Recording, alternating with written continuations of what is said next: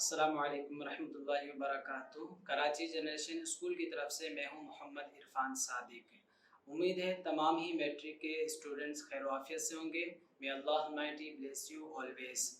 ہم نے نصاب آپ کو لکھوا دیا تھا اور حصہ قرآن میں سے ہم نے سورہ ممتحنہ کا تعارف ہم نے لکھوا دیا تھا، شروع کر لیا تھا اور اس کو سمجھ بھی لیا تھا۔ آئیے سورہ ممتحنہ کو شروع سے اسٹارٹ کرتے ہیں۔ اس سورہ ممتحنہ جو ہم نے شروع کرنے کے لیے جا رہے ہیں، آپ کی اسلامیت کی کتاب کے پیج نمبر 76 سے یہ صورت اسٹارٹ ہو رہی ہے۔ آج کے دن ہم صرف اور صرف سورہ ممتحنہ کی صرف ایک آیت پڑھیں گے اور اس کا ترجمہ بھی سنیں گے اور اس کی وضاحت بھی سنیں گے، چونکہ یہ آیت 6 لائنوں پر مشتمل ہے، لمبی آیت ہے، تو فقط آج کے دن میں صرف اور صرف یہ ایک آیت ہی پڑھیں گے اور اس کی وضاحت سنیں گے۔ بسم اللہ الرحمن الرحیم۔ یا ایہا الذین آمنوا لا تتخذوا عدوی وعدوکم اولیاء۔ اے ایمان والو، دوست نہ بناؤ میرے دشمن کو اور اپنے دشمن کو۔ تلقون الیہم بالمودۃ، تم انہیں محبت کے پیغام بھیجتے ہو۔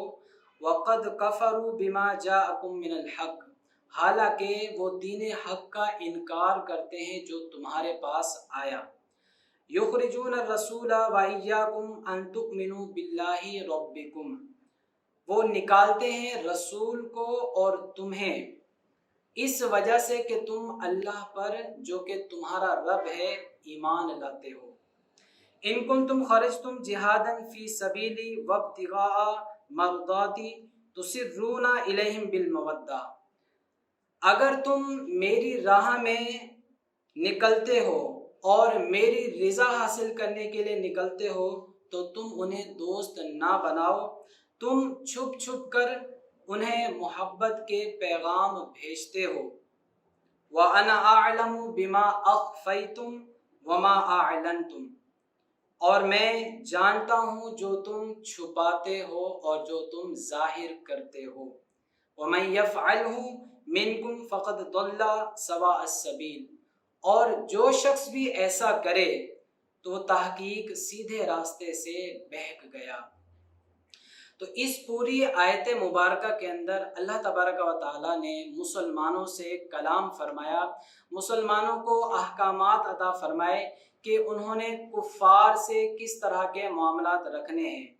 پہلی آیت مبارکہ مکمل ہوئی اور اس میں اللہ تبارک و تعالیٰ نے ارشاد فرمایا، اے لوگو کہ تم کفار جو کہ اللہ تبارک و تعالیٰ کے دین کا انکار کرتے ہیں، حضور صلی اللہ علیہ وسلم کو اور تمہیں مکہ مکرمہ سے نکالتے ہیں، اس در پہ لگے رہتے ہیں، تم انہیں دوست نہ بناؤ۔ تم انہی دوستی کی وجہ سے سرکار صلی اللہ علیہ وسلم کے راز ان تک پہنچاتے ہو، سرکار صلی اللہ تعالی علیہ وسلم کی گفتگو ان تک پہنچاتے ہو، جس سے سرکار دو عالم صلی اللہ علیہ وسلم نے منع فرمایا ہے، جس سے اس کا رسول، جس سے اس کا رب بھی ناراض ہوتے ہیں، اس سے تم یہ راز پہنچاتے ہو اور دوستی کرتے ہو، اس چیز سے منع کیا گیا۔ اس آیت مبارکہ میں اللہ تبارک و تعالیٰ نے مسلمانوں کو ارشاد فرماتے فرمایا کہ کفار کے پاس جب بھی تم جاؤ تو دوستی والے معاملات نہ رکھو۔ تو اس پوری آیت مبارکہ کے اندر اللہ نے جو فرمایا کہ کفار جو ہیں وہ تمہارے بھی دشمن ہیں اور میرے بھی دشمن ہیں، یعنی کفار تو مسلمانوں کے دشمن تھے لیکن اللہ نے مسلمانوں کے دشمن ہونے کو خود اپنا دشمن قرار دیا۔ دوسری بات یہ کہ مسلمانوں کے راز کفار تک پہنچانا دین اسلام سے بغاوت بھی کہلاتی ہے اور قوم سے غداری بھی ہے۔ پھر جب یہ معاملہ ایک صحابی رسول سے حضرت حاتب رضی اللہ تعالیٰ عنہ سے ہو گیا تو سرکار صلی اللہ تعالیٰ علیہ وسلم نے انہیں معاف کر دیا۔ تو اسی سے یہ بھی معلوم ہوتا ہے کہ اگر کوئی گناہ ہو جائے تو گناہ کرنے سے انسان کافر نہیں ہوتا، اگرچہ جو گناہ اس نے کیا اللہ تبارک و تعالیٰ کی نافرمانی ضرور ہے۔